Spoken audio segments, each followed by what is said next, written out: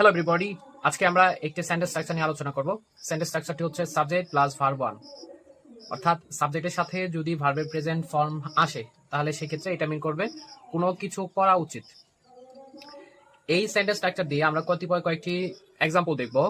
Number one, you should do the work, মানে তোমার কাজটি করা উচিত। Number two, you should read, মানে তোমার পড়া উচিত। ইউ শুড গো, তোমার যাওয়া উচিত। ইউ শুড ইট, তোমার খাওয়া উচিত। ইউ শুড প্লে ক্রিকেট, তোমার ক্রিকেট খেলা উচিত।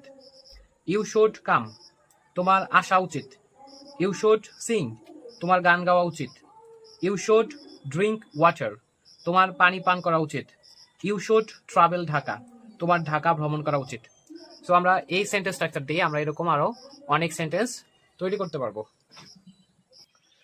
আরেকটি গুরুত্বপূর্ণ সেন্টেন্স স্ট্রাকচার হচ্ছে শুড বি, অর্থাৎ হওয়া উচিত, অর্থাৎ আপনাকে কোনো কিছু হওয়া উচিত।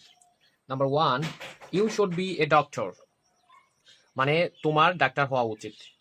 You should be a good man, তোমার ভালো মানুষ হওয়া উচিত। You should be a teacher, তোমার শিক্ষক হওয়া উচিত। You should be a banker, তোমার ব্যাংকার হওয়া উচিত। You should be a scientist, তোমার বিজ্ঞানী হওয়া উচিত। You should be a good player, তোমার ভালো খেলোয়াড় হওয়া উচিত। You should be a speaker, তোমার স্পিকার হওয়া উচিত।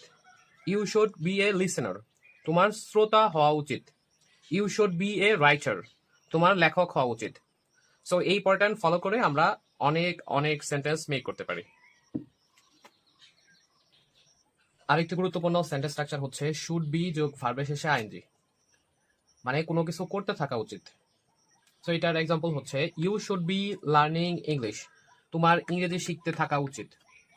ইউ শুড বি স্লিপিং, তোমার ঘুমিয়ে থাকা উচিত। ইউ শুড বি রিডিং, তোমার পড়তে থাকা উচিত। ইউ শুড বি লিসেনিং, তোমার শুনতে থাকা উচিত। ইউ শুড বি গোয়িং, তোমার যেতে থাকা উচিত। ইউ শুড বি ওয়ার্কিং, তোমার কাজ করতে থাকা উচিত। ইউ শুড বি বাইং, তোমার কিনতে থাকা উচিত। ইউ শুড বি কুকিং, তোমার রান্না করতে থাকা উচিত। ইউ শুড বি রানিং, তোমার দৌড়াতে থাকা উচিত।